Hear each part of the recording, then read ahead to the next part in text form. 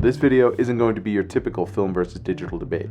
What I find is often missing in the conversation is an objective viewpoint on the differences. So let's actually talk about what separates the two. My name is Olaf Blommaris, and I've been working in the film and visual effects industries for over a decade now, but my education was originally in photography. And what's rather unique about my education was it started with a completely analog workflow and ended in an entirely digital workflow. I was lucky enough to build my foundation in photography in both the digital and analog worlds.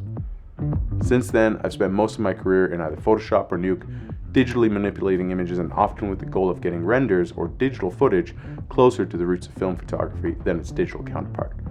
So while this video is about the objective differences between digital and analog photography, let's get the subjective part out of the way. I prefer the look of film. It's certainly my bias. But don't mistake that as me saying analog is better than digital. It's not. Both have advantages over the other, and that's what this video is about, not my or our opinions on which is better. So let's get started on what those are. Digital sensors are designed to capture as neutral an image as possible. Color science is a huge topic in the digital space, and companies try incredibly hard to be the best at it. And while one company's sensor may lean to a color more than another, typically the goal is the same, as neutral and real to life as possible. Film, on the other hand, comes with a certain color cast, set of tones, how it treats reds or greens, etc. It has a look already baked in. Now, yes, both digital and film images can be altered, graded, pushed, and pulled to the artist's liking, and often they are. But with no effort, straight out of the camera, film will have a look and digital doesn't. Think of the difference in how your family photos from the 70s, 80s, and 90s look and what the last almost 20 years of smartphone pictures look like. And yes, you can slap presets on there and call it a day, but this is where film and digital differ.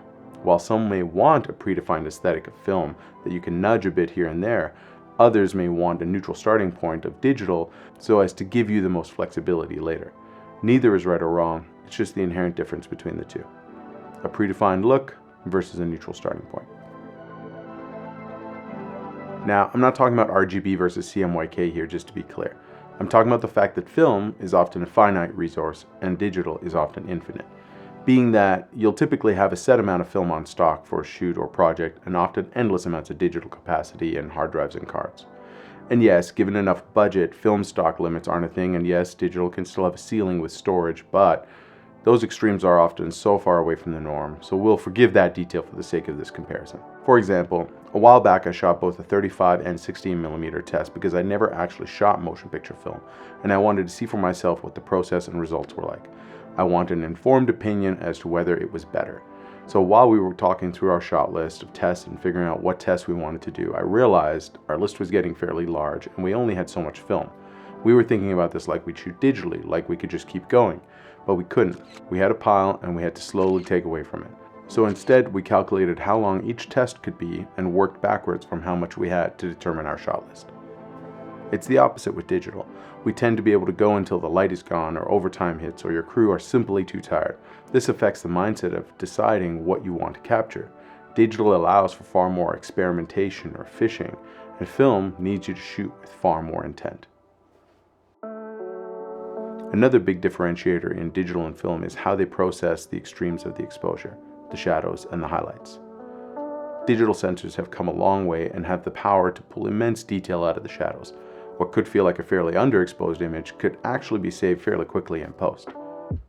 But if you overexpose, those highlights, they're gone. Clipped, the drop-off is sharp, jarring, and forever. So you'll want to underexpose when shooting digitally, or expose for the highlights, where you make sure the brightest part of your image is still within your exposure, or in reference to the histogram, shoot to the left. The opposite is true for film. Film's ability to hold on to highlights is unsurpassed. Highlight roll-off is often what photographers and cinematographers love about film, but shadows, that's where it falls short. Film needs light and time to do its thing, and if you don't give it enough of both, your shadow detail is not going to be there and impossible to get back. So for film, you'll typically want to overexpose, or shoot to the right, to make sure that your information is there if you need it. So as a general rule, if you're shooting digital, expose for the highlights to preserve them. Shooting film, expose for the shadows to get them. Being able to look back and review your images is a major benefit to digital photography. Whether you missed focus or pooched the exposure, it's easier to course correct and make sure you're not repeating the same mistake frame after frame. Analog, though, forces you to move on. You won't know if that shot's a keeper for a while, or if you're making the same mistake over and over. Like having your camera strap in every single frame. But with film, the weird byproduct of not being able to see your last shot you took is you won't keep hunting for the best version of a shot. Spending a whole roll just doesn't really make sense, so you just move on. With digital, there's no real penalty. Just keep shooting until you nail it. Who cares how many it takes? For example, I recently went to Japan for the first time and shot 16 rolls of film, so just over 500 shots, and over 5,000 digital shots. The irony? Of those 500 film shots, about 170 are keepers, versus the 5,000 digital shots, about 200. If you minus the price of the cameras themselves, the digital shots cost next to nothing. For example, those 5,000 digital shots cost me the same as taking 500 or 10,000. It didn't really matter. There is no consequence. The cost of shooting film though, if we say the average price of a roll of film is $20, it varies depending on the stock, but I'd argue $20 Canadian is right in the middle for most, and you factor in the cost of developing at say 10, you're looking at about $1 a shot on the conservative side. So those film shots in Japan probably cost me a good $500 or $600 all in. So every time you hear that click, that's $1 or $2 spent. So you've got to really hope that you love that shot when you see it, and that it was worth it. So that's an easy win for digital, right? It's cheaper. Maybe, maybe not. When something costs money, we tend to be more careful with it. We pay more attention, so what can often happen is we slow down, we think, and in the end actually learn more. When I was in school, I spent entire rolls just on learning depth of field. That's it. Each shot, I wrote down my settings, distance, f-stop, so by the time I shot, developed, printed, and then went back through all my notes, I knew exactly how depth of field worked, and I knew it well. With digital, it can be easy since it's so cost effective to just blast off as many pictures as you want, waiting for it to work, unaware of what you're actually trying to learn and what settings affect what, and in the process not actually learn anything.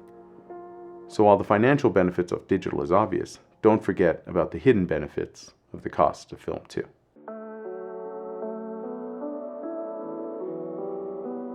With the advent of digital photography, the importance shifted from the film stock to the camera sensor, and therefore the camera body. With film, you could have a variety of bodies from different manufacturers and even different decades and still have the same look or result if you shoot the same film stock. Yes, I know lenses play an important role too, but let's leave that for another conversation. With the same film stock, a picture taken with this camera will be the same as one taken with this camera. The film stock is what's responsible for the image, not the body, so you're never at the mercy of the image quality or sensor quality of one brand. Digital, on the other hand, is all packaged together, so you're stuck with whatever brand camera you decided to buy. You can't grab camera X's sensor and shove it into camera Y's body. You have to commit. So the benefit to choosing film is you can choose a camera based solely on the way the body is designed, functions, feels, or even costs, and not at all compromise the image quality. Another huge advantage to shooting digital is being in control of your ISO or film speed. Suddenly find yourself indoors or shooting at night, change your ISO on the fly, no problem. With film, you're pretty much stuck till you're done with that roll, or you choose to get fancy and wind your film back and leave a tail so you can reload later. But not many cameras can do that, so it's certainly not the norm. And now you're stuck with 100 or 400 speed film until you're done that roll, or vice versa if you're shooting low light and suddenly find yourself outdoors at high noon. But at least in that situation, you could throw on some NDs and it'll help you out. The point is, it can be really frustrating if you're not prepared for it. With film, you have to be sure about the lighting conditions where you'll be shooting so you're not compromising your creative decisions and being held back from the shots you want by your lack of film speed. Because with digital, it's simply not a problem. Film has a definite advantage here. Few would argue that noise is more pleasant than grain. And while there's a cruel irony that all our images, film or digital, tend to become pixels anyways, the advantage conversation here isn't so much grain versus noise as much as it's grain versus no noise. Grain can be beautiful, natural, organic, nostalgic, but it can also be heavy, distracting, harsh, and unforgiving. There's a sweet spot with grain where it's just right, but not always. And it can be at the mercy of more than just your film stock. It can depend on the exposure, the dynamic range of the scene itself, and often the development and scanning processes. It's not always picture perfect, and some would argue that's what makes film beautiful, and sure, maybe it is, but this video isn't about our opinions. I mean, what if you want to take a photo at 6400 ISO without grain? Good luck, unless you're shooting digital. Digital has come a long way to make noise far less an issue than it ever used to be. There was a time where anything above 800 ISO on digital was unusable, but now it's not uncommon for 6400 ISO to barely have any visible noise. Digital enables far cleaner images at high ISO than film has ever. With digital, your camera can often see more in the dark than you can. Knowing the limitations of film versus the ability of digital in regards to noise just simply lets you make the right choice. Maybe 6400 ISO black and white film and grain at a concert is the look you're going for. Or maybe clean 6400 ISO on digital at a candlelit wedding is what you're looking for. Or maybe both. Film takes up space, digital doesn't. So when you're on a shoot, traveling or packing, you have to account for the physical space that film is going to take. And on a big enough shoot, where you're going to even store it. With digital, it's almost nothing. Sure, hard drives can get big and start to take up space, but when you measure up the equivalent in shots, it's not even close. For example, on my trip to Japan, I took about 30 rolls of film and about 18 memory cards and 2 hard drives. But it's hard to argue with the feeling of a binder of negatives, to actually hold your work. Digital images exist, sure, somewhere on hard drives, but you can never really connect to the body of work like you can with film. Certainty in that with digital, making copies and backups of your work can happen easily and quickly. Your entire shoot can have multiple copies locally and remotely with little to no effort, and the risk of losing your personal or paid work is very low. But after a shoot with film, not only is only one copy of whatever beautiful imagery you just made, you often have to entrust others to ship, deliver, develop, scan, and return the original negatives.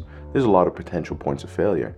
And that's not even taking into account your own responsibility and how it was stored before and after the shoot, how it was loaded, the mechanical reliability of your camera, and guarding against loss or theft. There's a lot of stress involved. But digital isn't perfect in this regard. It's at the mercy of your organization. For example, I lost my entire graduating portfolio only a few months after I graduated. Everything digital I shot over the years at school, gone. The short version is I had just bought a new computer and I was dragging folders over from the old one. Turns out I had multiple folders named portfolio and one of those was empty, so it overwrote everything. And I didn't notice until it was too late to recover. All I had left was a few JPEGs on the website, my printed portfolio, and anything I'd shot on film. Lesson learned. So depending on your situation, this may be the single driving factor as to whether you shoot film or digital. But regardless of what you choose, make sure you back up all your files appropriately. Here's a quick recap of what we went over. I've done my best to be objective here as I highlight the key takeaways. I hope this video has helped you gain a better understanding of film and digital photography's key differences. Let me know in the comments below if there's something I missed or a difference in film and digital you'd like to share. And remember that at the end of the day, shoot what makes you want to shoot more. It doesn't matter what medium. Knowing what tool serves a situation may help your photography, but it doesn't have to define it. Thanks again for watching. Till next time.